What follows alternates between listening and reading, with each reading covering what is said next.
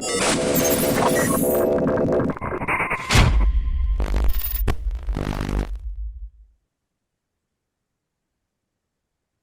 tal, amigos? Un gusto de nuevo saludarlos después de un par de meses de ausencia. Y bueno, pues como siempre, pues es un gustazo reunirnos, Mauricio Matamoros, Sergio Santiago. Y bueno, pues qué tremenda excusa más maravillosa, como siempre, eh, como más alegre, ¿no? Sobre todo, que para celebrar una serie de aniversarios, ¿no?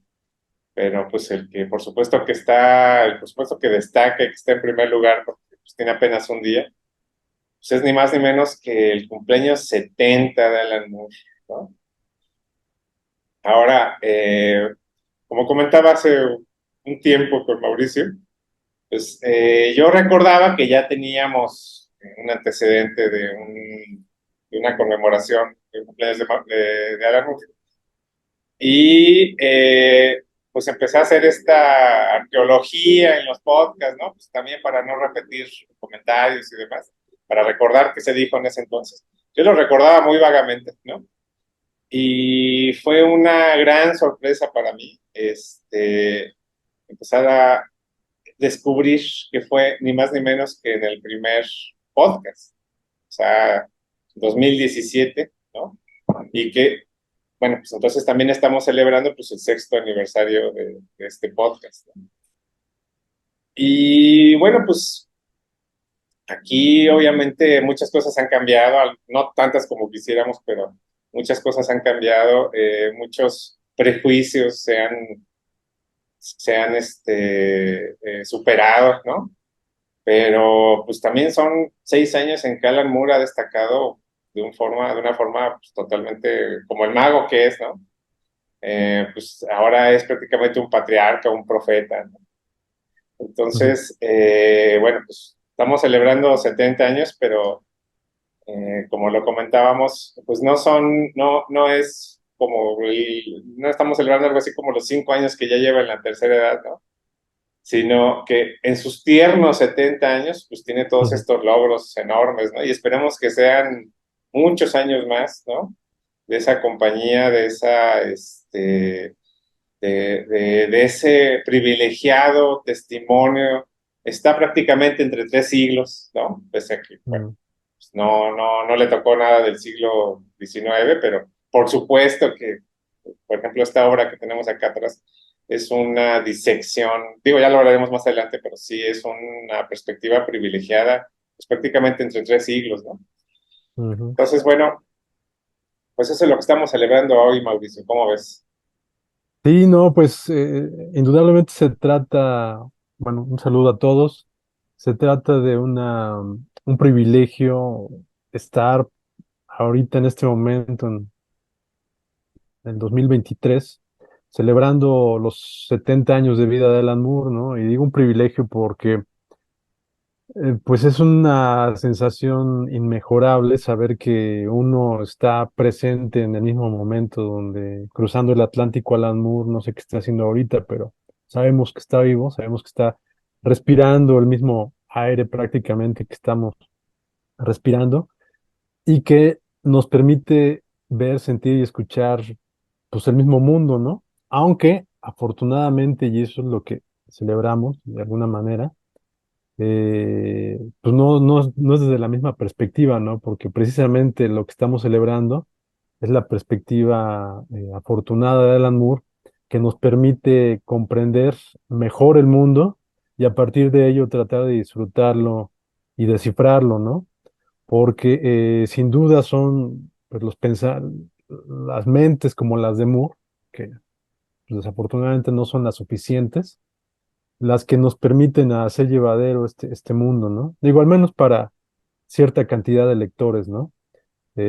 Porque hay muchos que viven felizmente yendo a ver cada semana el nuevo estreno de Marvel Comics, ¿no? Bueno, las películas de Marvel, ¿no? Ya no tiene Habemos nada de quienes, nuevo. ajá, habemos quienes no somos felices con eso, ¿no? Porque ni siquiera los vamos a ver, ¿no?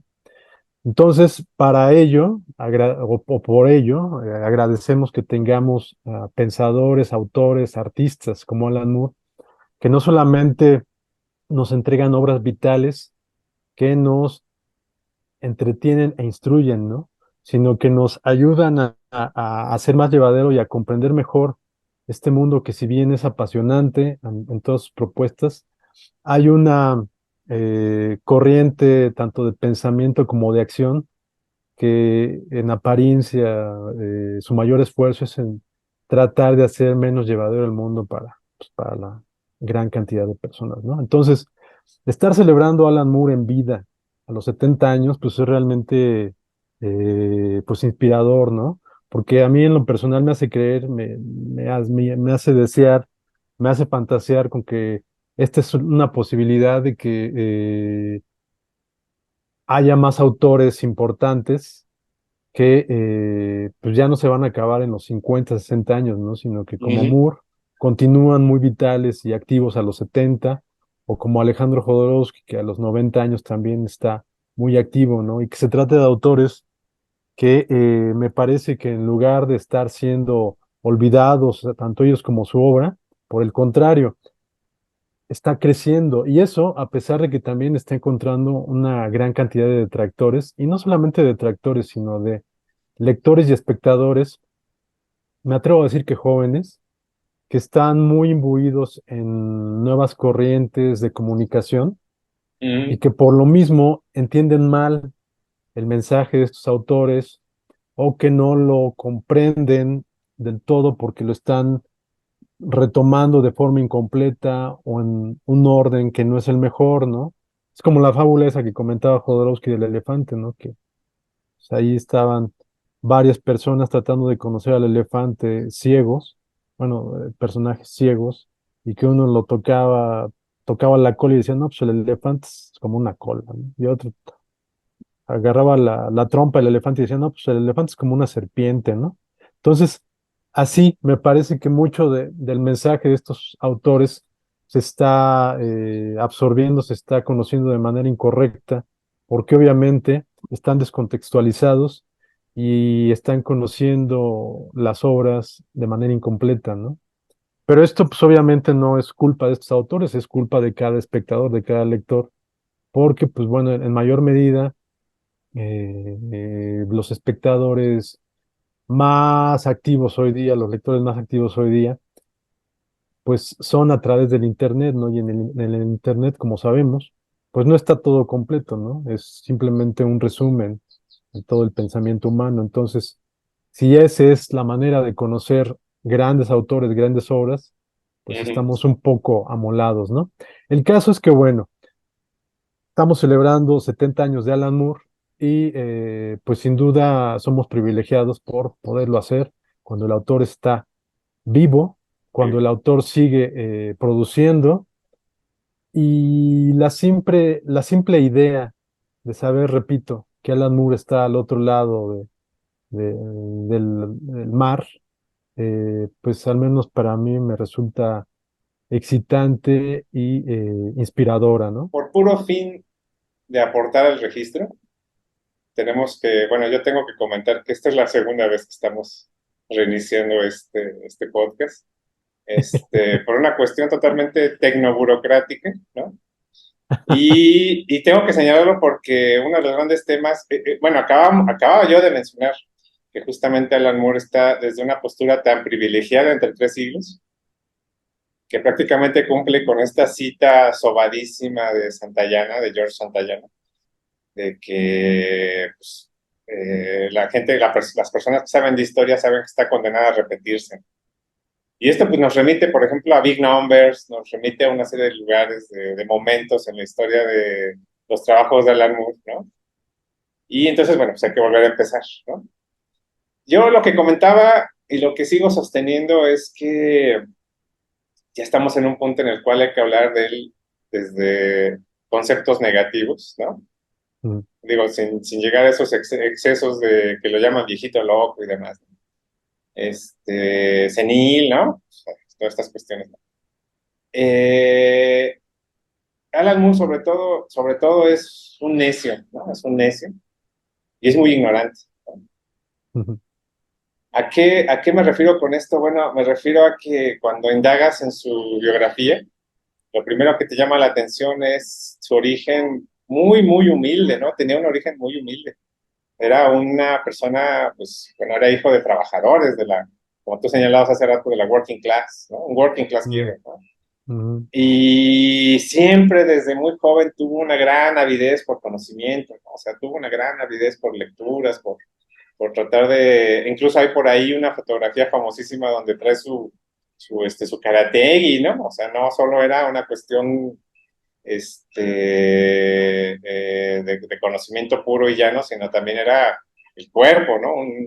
Una búsqueda por tratar pues, de encontrar sus límites, pues, ¿no?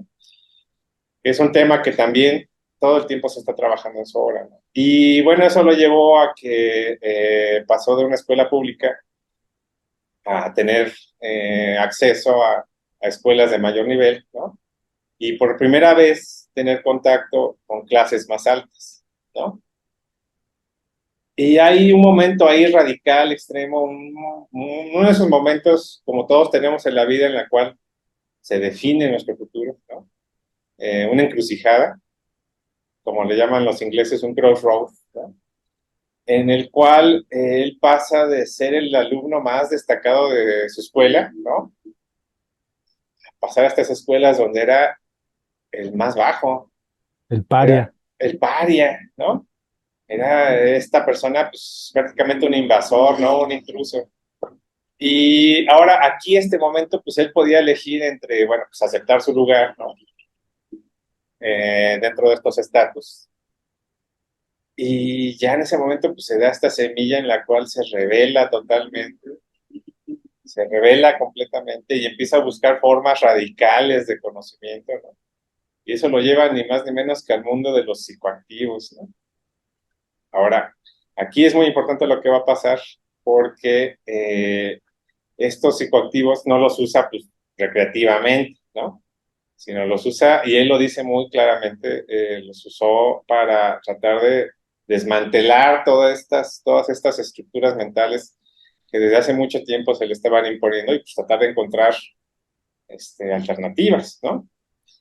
Y en ese sentido, pues llega un punto en el cual se vuelve tan incómodo, ¿no? O sea, se vuelve tan radical, tan contestatario, que ni más ni menos que lo expulsan de la escuela. Y no Pa- solo, Perdón, parecía incluso que Aleister Crowley se queda corto en sí, comparación, ¿no? A Moore. sí, claro, porque resulta que no solo lo expulsan de la escuela, sino que lo vocean, ¿no? El mismo director de la escuela empieza a hablar con otros directores, tengan cuidado con esta persona, porque miren, está haciendo un caos aquí entre los alumnos y demás. Si no recuerdo mal, es a través de una revista que se llama Embrión, ¿no? Que es una que él hacía ahí con sus manitas, ¿no? Y y el mismo Alan Moore, pues también en entrevistas, cuando llega a ese punto, pues lo admite, dice, sí, efectivamente yo ya era un peligro para la educación en Inglaterra, ¿no? Entonces, a partir de ahí, pues es un personaje pues, incendiario todo el tiempo, desde su primer cómic, que era esta tira como tipo Garfield, que se llamaba Maxwell, el gato mágico, ¿no? Llega un momento dado en el cual se discute ahí en los parlamentos y demás, porque pues, tenía comentarios demasiado cáusticos, ¿no? Y bueno, pues donde encuentra el medio, donde encuentra, pese a que ha trabajado música, pese a que ha hecho teatro, bueno, performance, ¿no? Ha hecho performance y bueno, por supuesto cine, encuentra en el cómic como el lugar donde él puede trabajar sus teorías, donde él puede, algo muy importante que él tiene es que no toma de alguna forma, pese a que se define como anárquico, sabemos que eso es un poco un truco, ¿no? Un poco truculento, porque él lo que hace es, a través del cómic sobre todo, pues, hacer estos diálogos, estas síntesis entre perspectivas, ¿no? Obviamente, por ejemplo, pues está en contra del fascismo, por ejemplo, ¿no? Pero aún así su retrato del fascismo pues, es absolutamente de conocedor, ¿no? O sea, y podemos decir que sus perspectivas siempre son progresistas, ¿no? Siempre está a favor de los movimientos sociales, siempre está, por ejemplo, el Occupy, se lo defendió en 2011, pues con todo, pues, ¿no? siempre está defendiendo esas cuestiones. Y aún así, pues podemos decir que de todas formas tiene una forma de entender y establecer las cosas que siempre es sintética. Es decir, trata de establecer una síntesis entre dos perspectivas. Por ejemplo, en el caso de V for Vendetta, por supuesto que hay ahí un relato, una narrativa sobre las revoluciones, pero también tiene su lado amargo, o sea, no nos priva de nada, no nos priva de ningún comentario, ni mucho menos. Y lo mismo hace en Prometea y lo mismo hace en una serie aquí mismo, ya lo veremos más adelante, pero aquí mismo en From Hell, por supuesto que también establece una perspectiva muy coral. Ahora, yo con lo que siempre me quedo y lo que siempre me ha impresionado desde hace muchos años, desde Swamp Thing, desde lo que ustedes quieran, es que pese a que no se reserva nada, no se oculta de nada, no se censura nada, a sí mismo, por un lado tiene la humildad de compartir lo que encuentra, ¿no? Y por otro lado, no cede al pesimismo, ¿no? Pues eso es absolutamente, por eso también digo yo que es un necio, ¿no? Porque no tiene, no tiene reparo en sentir que la humanidad pues, va a seguir y va a continuar, y el proceso histórico y los héroes, pese a que siempre hay un claroscuro, ¿no? Sus perspectivas, bueno, pues él dice, esto sigue, ¿no? Esto sigue y pese a los dictadores, pese a las ideologías opresivas, ¿no? Pese a todo lo que ustedes quieran, pese a que tarde o temprano vamos a ver a los héroes convertidos en villanos y a los libertadores transformados en dictadores, pese a todo eso, pues él tiene una gran fe en la humanidad, ni más ni menos, en sus símbolos, en sus valores, en sus estructuras, pese a que, insisto, es un autor progresista. Bueno, pues hay un núcleo ahí fundamental que vemos sobre todo en Tom Strong, ¿no? Es la familia, ¿no? O sea, es muy interesante, muy, muy interesante. Entre más le escarbas, más encuentras que este microuniverso que él está creando es un universo de luz, es un universo positivo, ¿no? Y lo veremos también en sus teorías de magia, pero bueno, eso es como una perspectiva muy, muy general a todo este trabajo que él realiza, ¿no? Y nos va a seguir hablando en los próximos 70 años, y tal y como dije hace 6 años, pues mientras haya más o menos civilización, pues por ahí van a andar mucho sus perspectivas, ¿no? Tiene algo que decir a cada persona, estemos donde estemos, ¿no? Creo que, bueno, el problema, uno de los problemas con los que se encuentran siempre los grandes pensadores, los intelectuales que logran ver más allá del punto medio y entregarnos realmente ideas revelatorias, es que en algún momento efectivamente la historia girará y los convertirá o intentará convertirlos en villanos, ¿no? Moore hace, como comentabas, anteriormente, hace unos 10 años, declaró por ahí que él temía que llegara el momento en que los cines estuvieran abarrotados por filas de hombres adultos de más allá de 40, 50 años, esperando con ansias ver películas de superhéroes infantiles, ¿no? Porque decía que cuando llegara la infantilización de estos contenidos, sería un momento en el que el fascismo estaría también estableciéndose, ¿no? Y Así es es, algo que, o sea, ya ni siquiera estamos diciendo que está lejos de suceder, es algo que ha pasó antier, sucedido, pasó ajá, antier. ha sucedido, ¿no?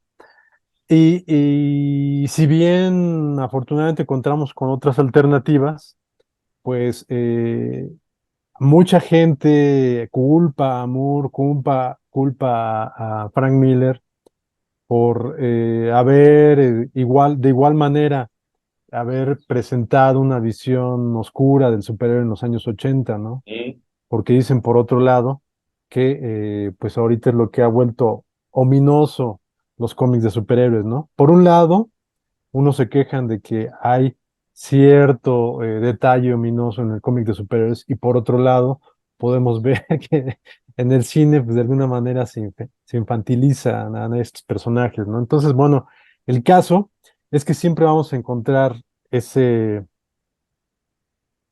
pues, esa visión de los grandes autores, ¿no? En algún momento se girará la perspectiva de su obra y se les querrá culpar del estado de las cosas actual, ¿no? Cuando en realidad lo único que han estado haciendo en el caso de Moore es, pues, más que advertirnos, pues nos ha estado iluminando, ¿no? Con todas las perspectivas que su inteligencia y todo ese bagaje cultural que ha logrado reunir a través de 7 décadas de conocimiento, de, de avidez por conocimiento, pues nos ha logrado entregar a través de una obra realmente despampanante, ¿no? Entonces, pues bueno, con Moore no solamente tenemos a un autor interesantísimo para el medio del cómic, ¿no? También tenemos a un pensador ya central de lo que es la, pues, la evolución, el paso del hombre en este momento histórico, ¿no? Eh, Creo que todavía siguen muchos, eh, pues una gran parte de los espectadores y lectores fuera del medio de la historieta continúan sin conocer la obra de Moore, ¿no? Porque precisamente seguimos hablando, a pesar de que el medio de la historieta en teoría ahorita está en un momento de conocimiento extenso, pues lo que se conoce en gran medida sigue siendo lo mismo que se ha conocido desde hace prácticamente 80 años que el cómic de superhéroes está como la principal oferta del cómic, ¿no? Sigue siendo prácticamente lo que conocen los lectores, ¿no? Entonces, en ese aspecto, pues sigue existiendo un gran prejuicio respecto a la historieta y en ese aspecto, pues bueno, aunque Alan Moore año con año crece en popularidad y podríamos considerar que su pensamiento y su obra continúan esparciéndose, me parece que todavía resta que mucha gente lo conozca, ¿no? Y esto en algún momento tiene que ser más importante porque pues estamos hablando no solamente de que se trata de un pensador muy importante para el estado actual de las cosas, ¿no? Sino que ese pensamiento me parece que ha sido uno de los más exitosos en presentar toda esta carga política, toda esta carga filosófica, ha sido uno de los más exitosos en las últimas décadas, ¿no? Es decir, Alan Moore tanto entretiene como instruye, como comunica, ¿no? Como informa. Entonces, pues a pesar de que no nos esté presentando un tratado o un pasquín filosófico o político, cuando incluso no es su intención, nos está, en primer lugar, entreteniendo y en segundo lugar, pues nos está informando sobre cosas vitales para entender el mundo, ¿no? Y esto de una manera totalmente efectiva, ¿no? Es decir, eh, si bien Ríos lo hizo de manera consciente hace 40, 50 años, Moore no lo está haciendo con esa intención, pero se está convirtiendo pues en una parte de importancia radical para entender el mundo actual, ¿no? Entonces, me parece que eso es impagable y habría que entender que por esas razones se está convirtiendo en uno de los pensadores más importantes de la actualidad, ¿no? Y pues bueno, por eso y por muchas otras razones, celebramos a Moore ahora en sus 70 años y hay que tener presente que así como hay obras pues muy comerciales de él, como lo son, bueno, no comerciales, obras muy populares por pues muchas razones, porque son obras que fueron producidas bajo condiciones muy comerciales y que permitieron que se conocieran a gran escala, como son Watchmen, como lo fueron en una segunda corrida obras como Before Vendetta y Mm, Marvel Miracle Man, u obras como Killing Joke. También hay otras obras de Alan Moore que son menos conocidas, ¿no? Y que yes. vale la pena conocer, obviamente. Sí, sí, así es. Efectivamente, en esa enorme vastedad y accidentada, también cabe de Ujú, mencionarlo, ¿no? Porque en este momento en el cual él decide, pues, por lo tramposos que son, definitivamente, decide dejar de trabajar con DC Comics, ¿no? Por esta famosísima cláusula donde comentan en los contratos que la propiedad intelectual regresa al autor cuando dejan de publicarlo, ¿no? ujú, Cuando dejan de publicar el trabajo. Y entonces, pues resulta que nunca lo dejan de publicar, o sea, pues Watchmen sigue saliendo y demás, ¿no? Entonces, Alan Moore, muy harto de eso, pues procedió a tratar de irse hacia tanto editoriales propias como otras editoriales independientes. Y una y otra vez, él mismo lo dice muy claramente, dice, yo ingenuamente pensé que podía hacer eso. Pero pues como hemos visto todo el tiempo, sobre todo en esta época en la cual de pronto empezó a crecer muchísimo pues, el consumo de cómic en físico, o ujú. sea, finales de los noventas en general, pues se empezó a extender más y más DC y empezó a comprar otras editoriales y demás, y bueno, pues es como su némesis porque se los encuentra una y otra vez, ¿no? Y en ese sentido, bueno, pues sí, efectivamente empieza a producir cosas cada vez más y más de nicho, ¿no? Eh, yo sobre todo recuerdo esa curiosa época en la cual en esa época se llamaba Comic Castle, ¿no? Y Ujú. pues ibas a la sección de independientes, que era unas par de cajitas ahí, ¿no? Y de pronto pues encontrabas obras de Alan Moore, ¿no? Que yo recuerde que por ahí debo tener todavía atesorando sin duda, ¿no? Pues es este trabajo que se llama Serpientes y Escaleras, ¿no? Con Eddie Campbell, que es tal cual un ritual filmado, bueno, un ritual adaptado a cómic, pero además es teatro, pero además, por supuesto, que es como un filme, como una película, ¿no? Es un híbrido ahí extrañísimo, de un ritual que pues, el propio Alan Moore realiza del teatro La Luna y la Serpiente. Y ahí, que yo recuerdo, creo que es como de los primeros momentos donde un espacio eh, dentro de su ciudad, un espacio mínimo, que en este caso es este pequeño teatro donde está haciendo su ritual, pues empieza a extenderlo y expanderlo, decir, bueno, aquí pasó esto, hace 100 años pasó esto, hace 1000 años pasó esto, hace 200 pasó esto. Empieza a hacer este ritual, ¿no? Y luego además desarrolla esta perspectiva muy propia de él, en la cual imaginación e historia se entrelazan, ¿no? Empieza a hablar de los poemas donde aparece ese lugar donde él está, de las historias, de las novelas, luego se va hacia el cine, luego se va hacia cierta, o sea, es una capacidad de evocación que yo lo que recuerdo, y además en 32 páginas, ¿no? O sea, además, ¿no? Que me lleva a asumir que eso es magia, ¿no? Ahora, digo, ya lo dijimos hace rato, pues no es esta magia chabacana, pues, ¿no? Así de la varita y no sé qué, pide un deseo y llega el maguito. No, no, no, esto es una labor prácticamente alquímica, ¿no? Es una labor en la cual se trabaja con los símbolos. Él lo dice muy claramente, dice, para mí el panteísmo, ¿no? Es decir, la multiplicidad de dioses, es como un alfabeto, es un lenguaje. Ujú. Y el manejo de ese lenguaje es lo que se conoce como la magia, ¿no? Lo dice muy claro, sobre todo en Prometea lo deja clarísimo. Efectivamente, ahí contemplamos un Dios único en la cima de todo, ¿no? Que le llaman la mónada, ¿no? Es la mónada. Ujú.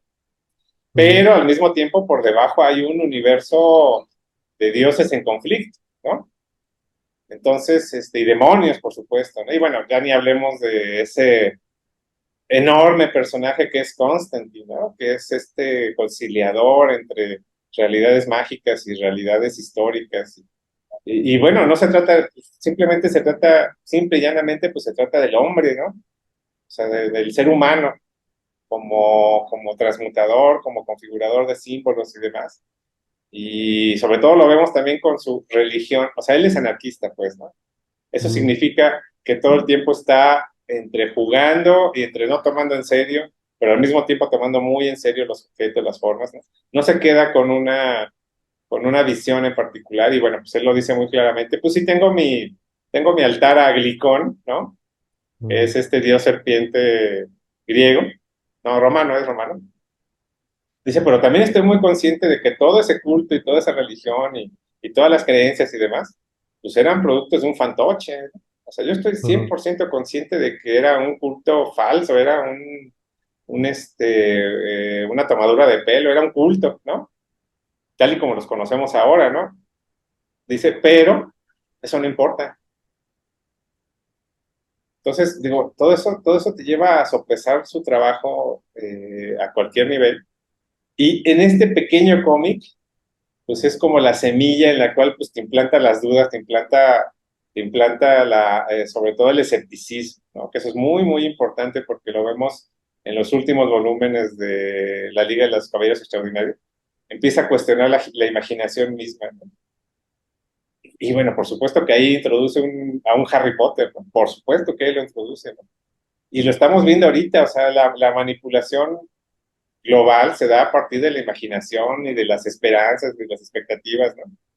Y bueno, pues, ¿qué nos va a decir después, no? Eso es muy importante.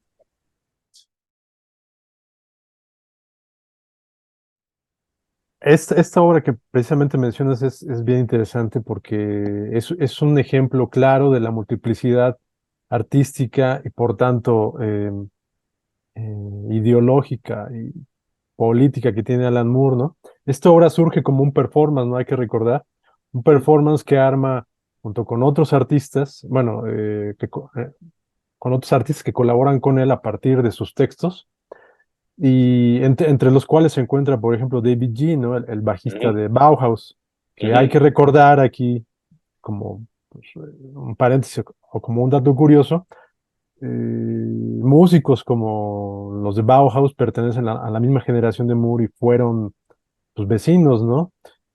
Con ellos, Alan Moore colaboró en los primeros actividades artísticas que tuvo hacia mediados de los años 70 de manera, este, pues prácticamente callejera, allí en un laboratorio artístico que había en Northampton, de donde son ujú, oriundos ellos, y pues ahí es donde conoció a Alan Moore, a los de Bauhaus, y David G. precisamente fue uno de los artistas o músicos que fue más sensible a las propuestas de Moore, ¿no? Y desde entonces ha seguido colaborando con él.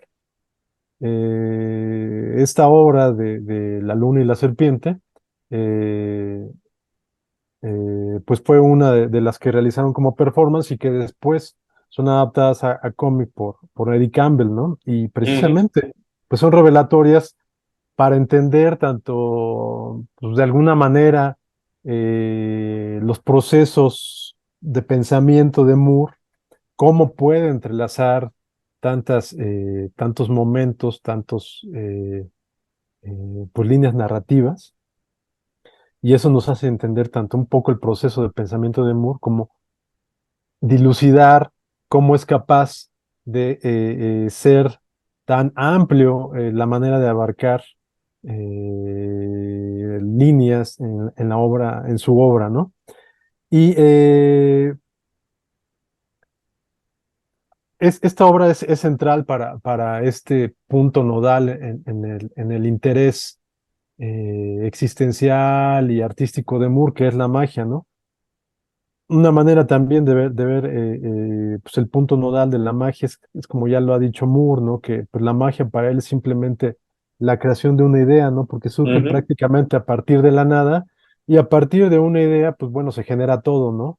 Hay que recordar que Moore, para él es muy trascendente, pues las ideas, todos estos conceptos que eh, están, que no se pueden tocar, que son inanimados de alguna manera y que están ahí como que en una biblioteca ujú, virtual a la sí. espera de que alguien las case y las convierta en algo existente en la cuarta dimensión, ¿no? Entonces, Los archivos acásicos, exacto. como lo dijo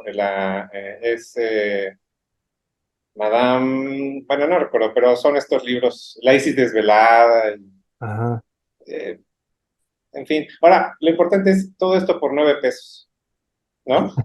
O sea, a mí eso siempre me impactó porque yo acabé de leer eso y dije, wow, esto me costó 9 pesos. ¿Cuánto te quedó, no? Sí, y que corriste con la suerte de leerlo, ¿no? Por 9 pesos y leerlo, porque hay mucha gente que ni encontrándoselo en 1,000 pesos lo va a leer, ¿no? Entonces, eso es como que una manera de, Ni regalados. sí, sí, sí, de agradecer y finalmente porque alguien ha encontrado el camino hacia ello. Sí, no, y Pero, venía de descuento tras descuento tras descuento. mm, Y sabemos que el lector, sobre todo el de los 90, no sé ahora, pero el de los ujú, 90 nada más era como llenar un checklist, ¿no? De, ay, el número sí. uno de este, y el número uno de este, y no los leo, ¿no? No los toco. Así sigue igual o peor, ¿no? Sigue igual En o peor. gran medida, no quiere decir que todos, pero sí en gran medida. Si quieres. Y pues bueno, el caso es que distinto a lo que uno podría creer o a lo que creen la mayoría de lectores que únicamente han leído la obra de Superiores de Moore, pues hay un abanico muy, muy amplio de posibilidades en las lecturas de Moore, ¿no? Yo recuerdo que te había comentado que había leído incompleto The Ballad of Halo Jones, la balada de Halo Jones, y que de hecho pues no era una obra que me gustaba mucho, ¿no? Pero el caso es que solamente había leído el primer libro, ¿no? Que hay que tener presente que son 3 libros los que completó Moore. Originalmente su idea era hacer 9 libros junto con Ian Gibson, que fue el dibujante Ian Gibson, que fue quien le propuso hacer una historieta sobre una heroína. Y después pasaron a la idea de hacer 6 y finalmente solamente se quedaron en 3 libros, ¿no? Que obviamente se quedaron ahí por las cuestiones de llegar a un acuerdo con la editora, en este caso Fleaway, la británica Fleaway, que serializó esta obra en el semanario 2000 AD Mm, y de 1984 al 86 se publicó esta obra más o menos por quincenas o mensuales. Y el caso es que, pues ahora que ya lo leí completo los 3 libros, es realmente apasionante lo que presentaba o lo que intentó presentar ahí Moore, porque quedó inconcluso desafortunadamente.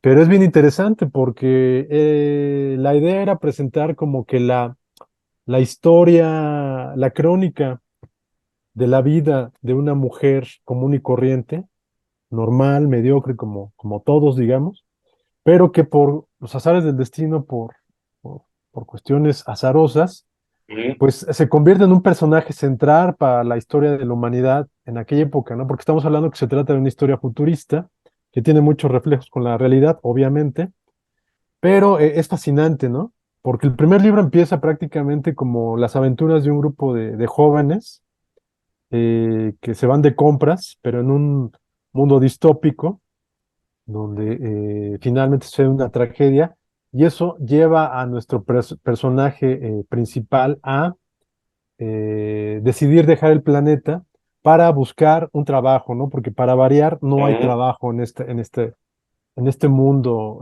postapocalíptico, ¿no? Y el segundo libro, pues, es una crónica fantástica fascinante, sobre los problemas laborales y los problemas existenciales a partir de esto y cómo van cambiando la manera de pensar de una joven idealista o ujú, más que idealista, pues sin ningún problema. Y en el tercer libro vemos también otro giro totalmente pues, extraordinario cuando pues ya la única alternativa que le queda a esta chica que ya ha perdido, digamos, todas las esperanzas en la vida, pues decide sumarse a la vida del ejército, Castrense. ¿no? Sí. Castrense, exacto. Y pues aquí nos encontramos con otra parte terrible, aterrorizante en esta crónica de relatos tanto realmente terribles, pero fascinantes, ¿no? En la manera que los va construyendo Alan Moore. Me recordó mucho a la manera en que Stanley Kubrick hizo un par de años después, aquella obra pues fascinante que es Full Metal Jacket, conocida en México como Cara de Guerra, y que de hecho hay que recordar que está basada en una serie de relatos escritos por un escritor, valga la redundancia, que sí le tocó estar en la guerra de Vietnam, ¿no? Aquí como dato curioso hay que mencionar que este escritor, no recuerdo si era tío, era familiar del sobresaliente escritor actual de cómics que es Jason Aaron, Mm, ahí como dato curioso, pero incluso pues lo que logra aquí Moore con Halo Jones es realmente aún más terrible, ¿no? Entonces, pues es impresionante ver lo que logró Moore en estos tres libros, pero pues es terrible pensar en que ya no se pudo concretar eh, totalmente la idea de esta obra. De entrada porque, pues bueno, obviamente Moore pues encontró que no podía haber diálogo ya con los editores, nunca iba a mm. llegar a un acuerdo. Y pues ahorita ya, aunque llegara a ese acuerdo, ya no se podría hacer de la manera que tenía pensado, porque Ian Gibson tiene ya varios años de haber fallecido, ¿no? Entonces, pues ya el dibujante ya se fue y ya lo único que nos queda son tres grandes libros de uno de los grandes relatos poco conocidos en comparación a las obras muy populares de Moore, pero que pues día a día o año con año crece en popularidad también Halo Jones y que pues en los últimos años ha sido considerado como uno de los primeros o de los grandes personajes femeninos, más que feministas, Yes. pues del cómic actual, ¿no? Y esta obra, digamos, también ahí queda como uno de los grandes relatos, de los varios grandes relatos inconclusos de Moore, ¿no? Porque este al menos pudo desarrollar tres obras, ¿no? Pero hay otros relatos de los cuales pues se quedó en tres números muy pequeños, ¿no? Como es el caso de de Big Numbers, perdón, de dos números, y muchas otras Exacto. obras que ya no pudo llevar a cabo, ¿no? Sí, exacto. O sea, cuando empezamos a hacer como en todos los grandes autores, cuando empezamos a hacer una recapitulación de lo perdido, de Ujú, lo que se quedó a medias, de lo que se quedó en proyecto, pues es lamentable, ¿no? O sea, es una desgracia, es una tragedia, ¿no? Digo, por continuar un poquito con la cuestión, entre comillas, mainstream, pues ujú, recordemos esa obra magna, medio bosquejada en unas cuantas páginas, creo que no son ni 30 páginas, que se llama El Crepúsculo de los Héroes, ¿no?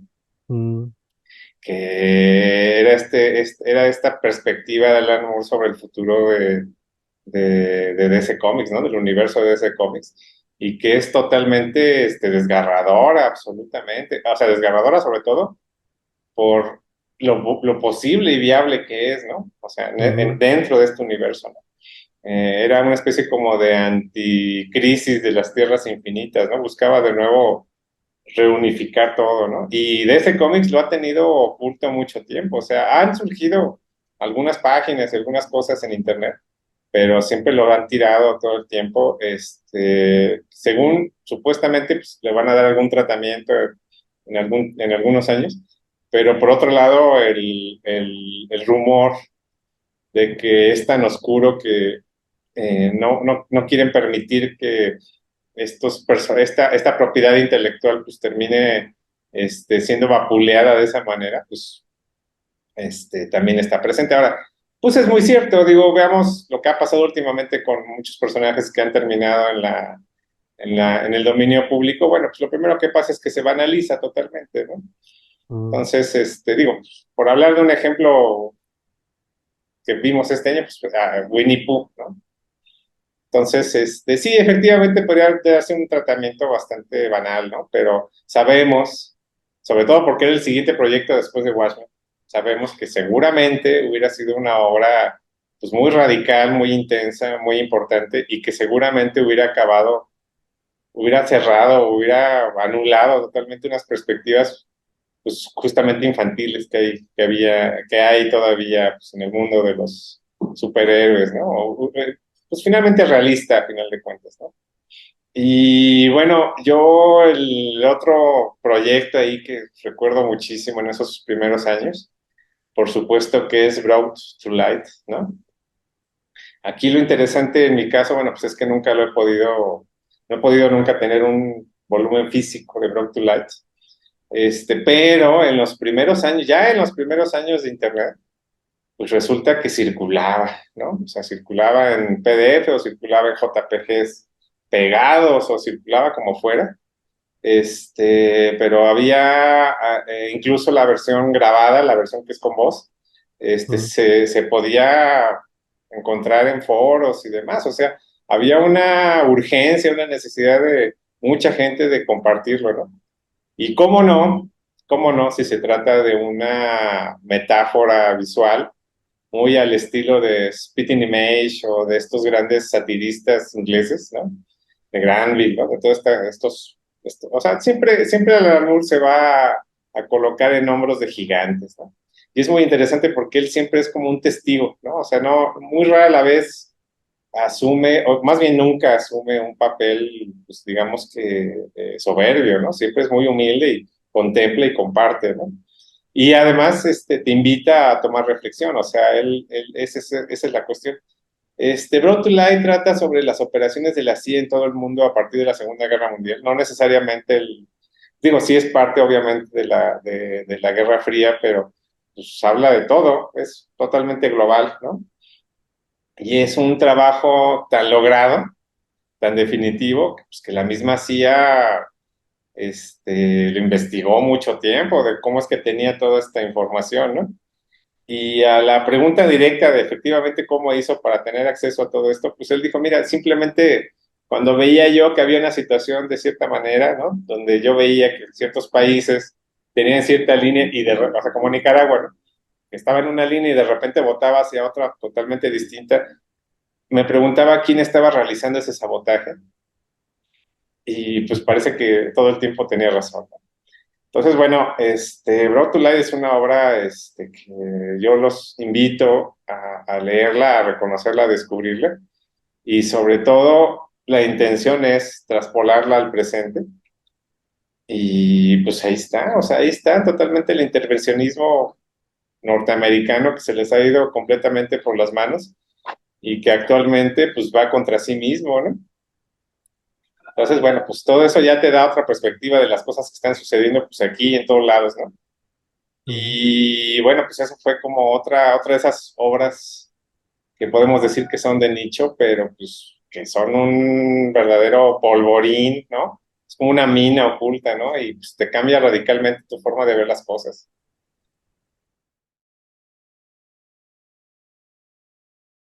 Sí, sí, es totalmente impresionante, sobre todo por ver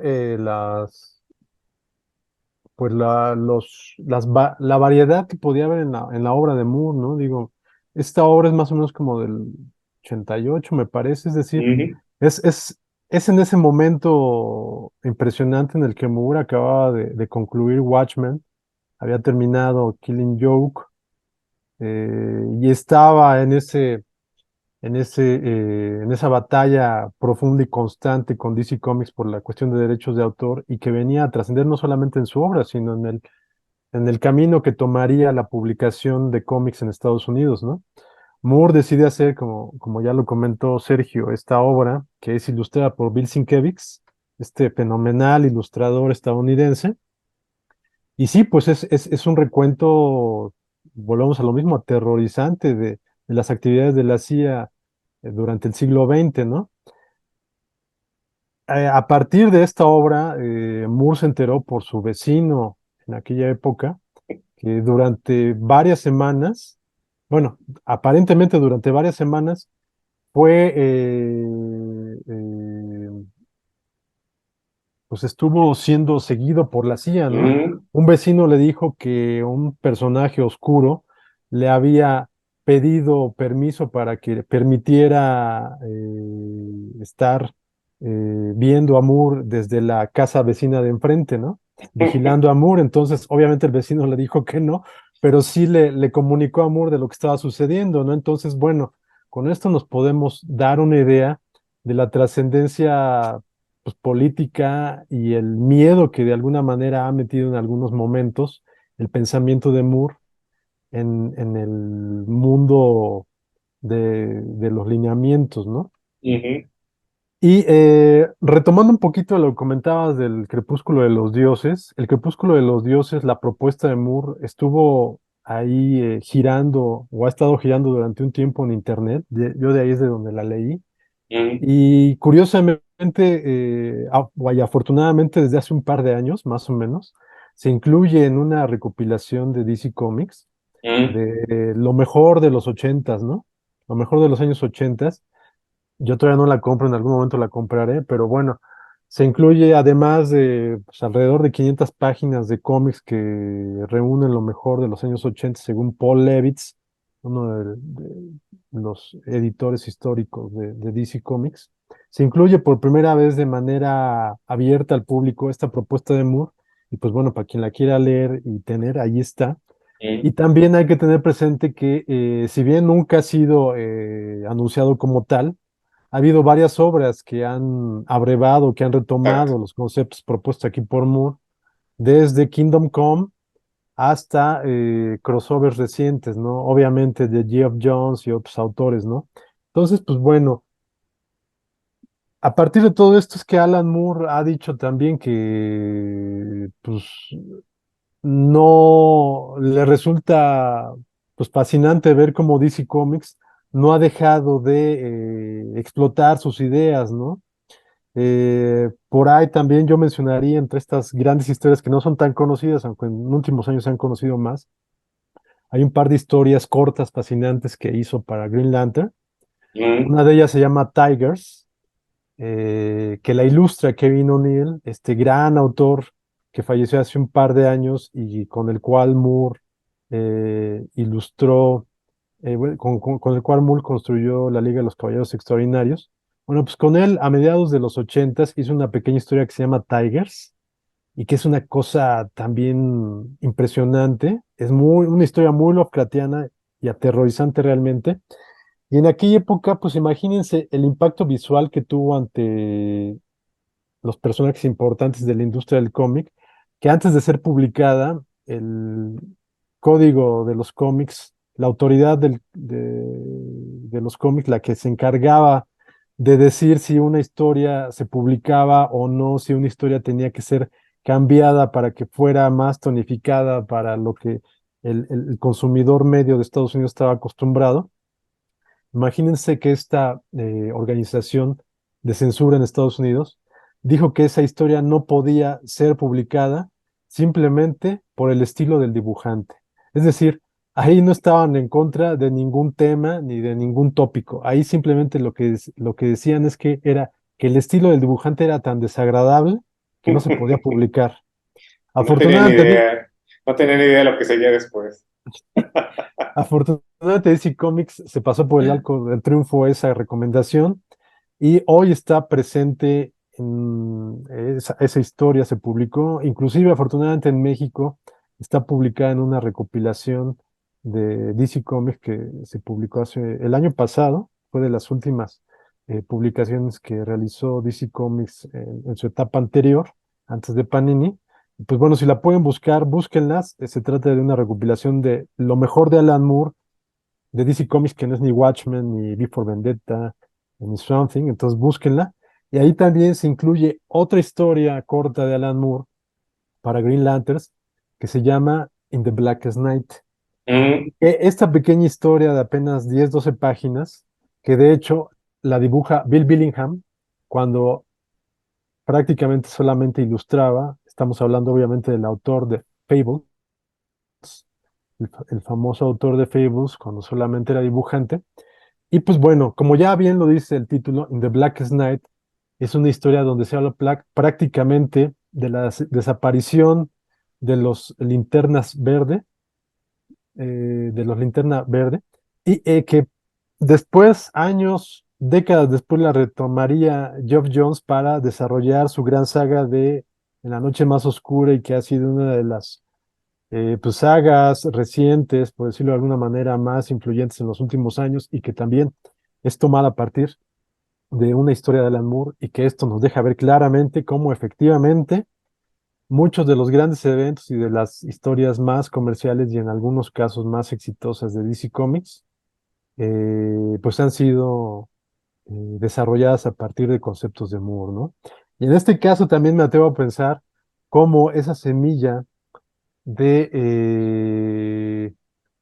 agitación de ideas, de ir en contra de todo lo establecido, pues germinó en Bill Billingham y nos encontramos con que Bill Billingham este año decidió Ajá. anunciarse totalmente en contra de todos los preceptos de DC Comics y decidió en una manera totalmente punk, así Ujú. de la nada, bueno, no de la nada, pero así, mientras todos leían su cómic de Superman, de repente se encuentran con que Bill Billingham dijo que ya no quería tener que ver nada con DC Comics y decidía que la parte que le correspondía de Fables, que pues, es gran parte como autor de Fables, decidía dejarla libre para que cualquiera que decidiera hacer una historia de Fables le hiciera, porque ya estaba harto de las prácticas totalmente lenonas de DC Comics que explotaba a todos los autores y no les daba lo correspondiente,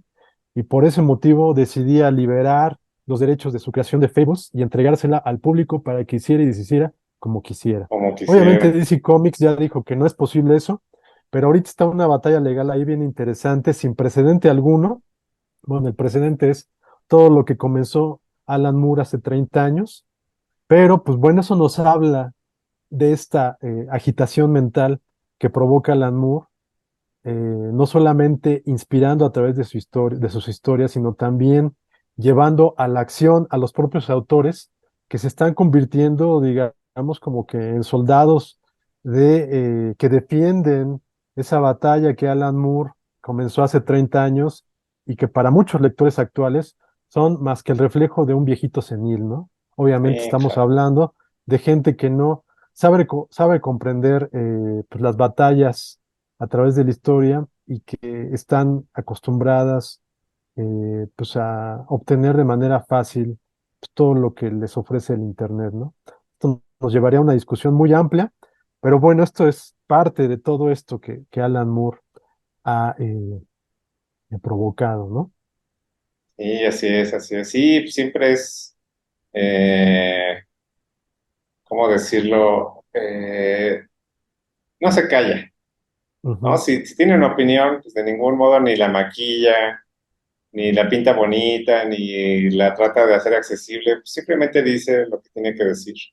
Y eso incluye, por supuesto, las entrevistas, ¿no?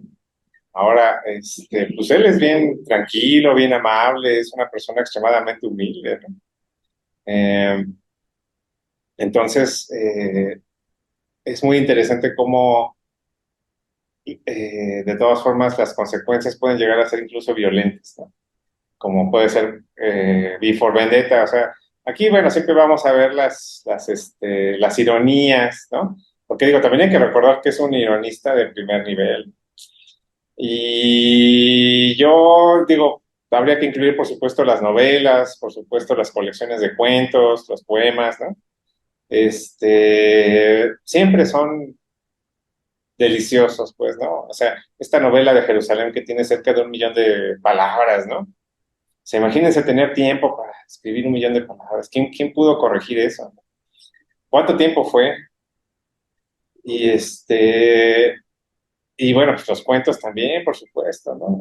Iluminación, La Voz del Fuego. No, creo que La Voz del Fuego es novela. Entonces, Mm. bueno, pues No. sí, sí, o sea, estamos hablando como de alguien que, bueno, y todo el tiempo está incrustado en un pequeño espacio, ¿no? Que es donde él siempre ha vivido. Y digo, sobre todo yo lo que más tengo presente, pues es su propio hogar, ¿no?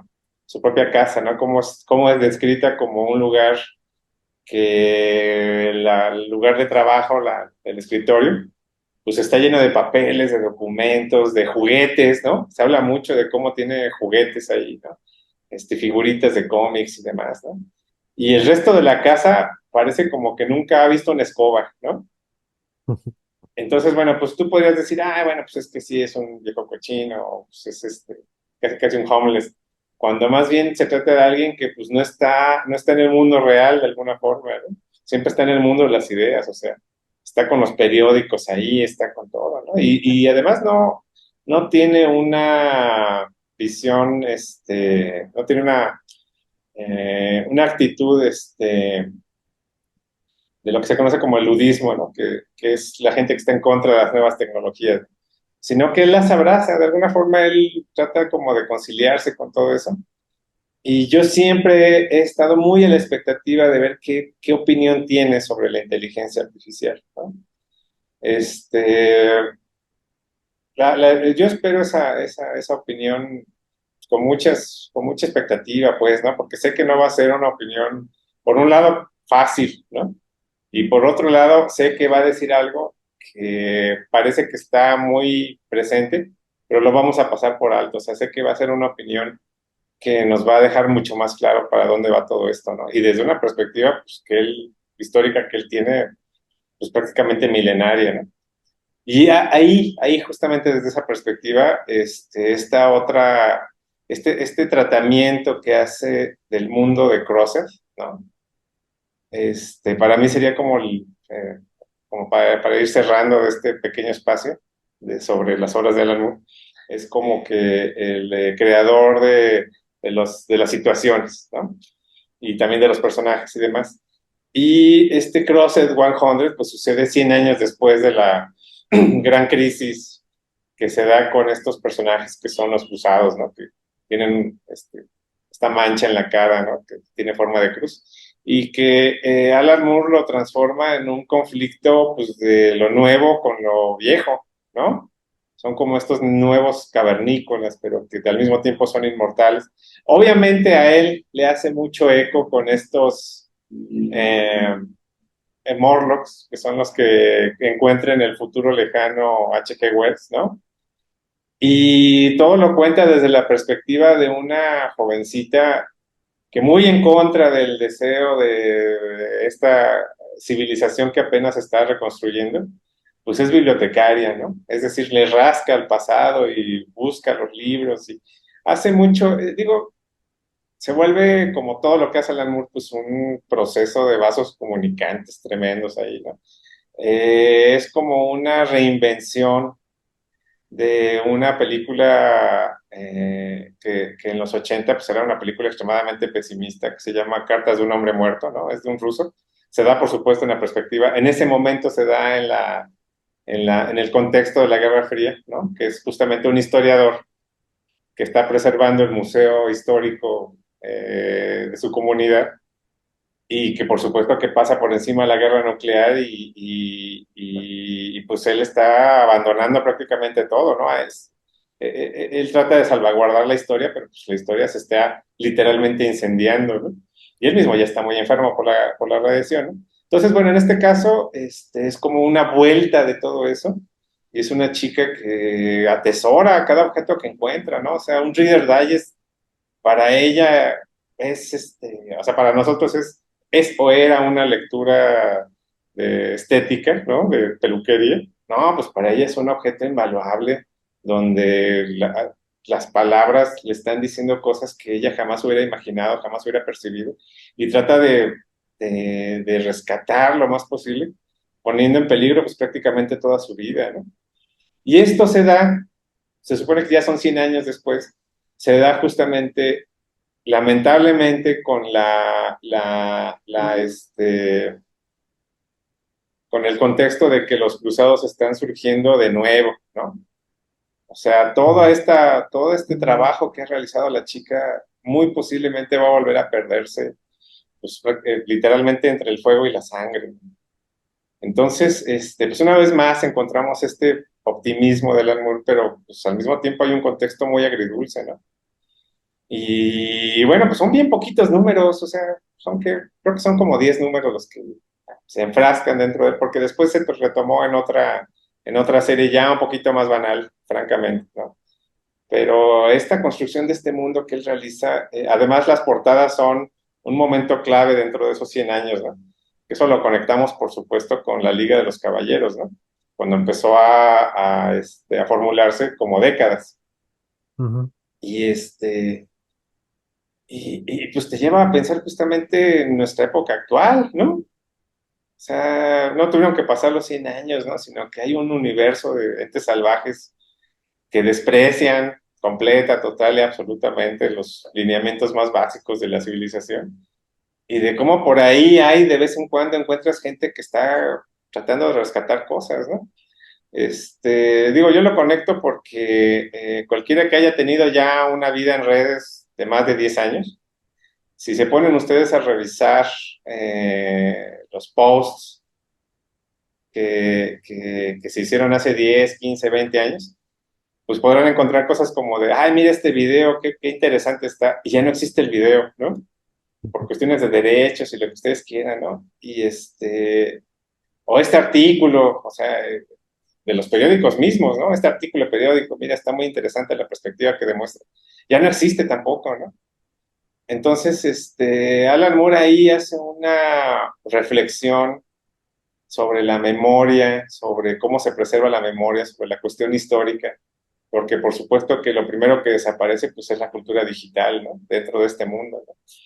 Y es justamente lo que estamos haciendo ahora. Estamos creando un mundo de cosas que se van a perder para siempre con el desenchufe, ¿no? Y que además son muy fáciles de controlar también. O sea, con un par de... nada más hay que comparar lo que era Google hace 15 años con lo que es Google hoy, ¿no? O sea, traten de buscar un término, un evento, una cuestión, y lo primero que van a encontrar pues, son anuncios, ¿no?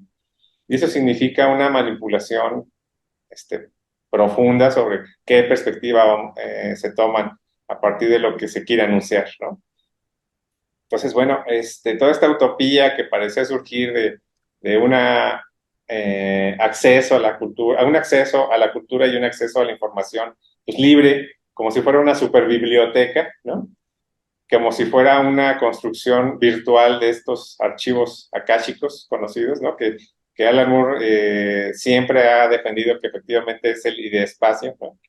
Pues no, también se está totalmente destruyendo, ¿no? Se están volviendo a nada, ¿no? La memoria se está transformando en un montón de conjeturas, ¿no?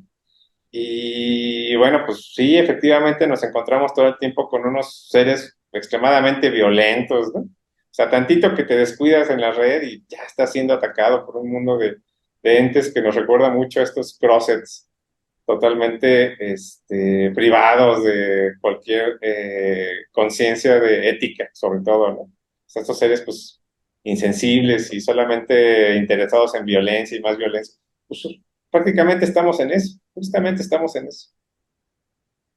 Sí, hay que, digo, aquí nada más para poner un poco al tanto a quien esté viendo, escuchando esto, esta serie de Cross 100 se basa en la serie creada por Garth Ennis, Ujú. que habla de estos infectados y que al quedar infectados quedan sin frenos morales, sin ninguna clase de freno, y esto pues obviamente provoca un hecatombe que Alan Moore pues analiza a partir de 100 años posteriores. Y esta serie que en principio creo que fueron 18 números, los 6 Ujú. primeros números sí los escribe, ya Sí, sí. los restantes ya son otros escritores que se basan en las directrices que dejó Moore. Y que bueno, pues también, como ya lo explicaste, es otra de las obras fascinantes y de las últimas que creó dentro del medio Moore, ¿no? Yo aquí ya, pues, digamos, como para cerrar un poco esta parte que tiene que ver con este homenaje a Moore, de alguna manera, mencionaría a Lost Girls, ¿no? Ah, por supuesto, Entre muchas sí, otras claro. obras, ¿no? Mm. Que pues también, para variar, al día de hoy sigue siendo un experimento totalmente interesante, atrevido, avasallador, porque, pues bueno, la intención era tratar de crear pornografía con un sentido más allá del money shot, ¿no? Que digamos es como que finalmente el objetivo de la pornografía, no es su razón de ser. Y pues lo que crea Alan Moore es realmente una obra de una belleza despampanante, ¿no? A partir de el what if, no, no es el what if, es más bien ir más allá de las historias que conocemos de tres, cuatro personajes Mm. de la literatura infantil, clásicos, íconos. Estos Ujú. personajes clásicos de la literatura infantil viéndolos cuando ya están en su vida joven, madura sexualmente y Ujú, deciden tener aventuras sexuales que tienen que ver, por supuesto, también con el proceso histórico del mundo, ¿no? Pues Alan Moore nos entrega una obra dibujada por Melinda Gibby, que unos años después se convertiría, de hecho, en su compañera de vida. Y pues bueno, volvemos a una gran obra que curiosamente, comenzó a ser publicada en una publicación, valga la redundancia, que por nombre llevó Tabú, ujú. que también es otro momento importantísimo porque se convirtió en la procreadora prácticamente de dos obras capitales de Moore, que una es esta que ya comentamos, Lost Girls, y en otra Ujú. que comentaremos un poco más adelante, pero por méritos propios, Tabú también es algo impresionante e importante, ¿no? No sé si Y que también es su aniversario. exactamente.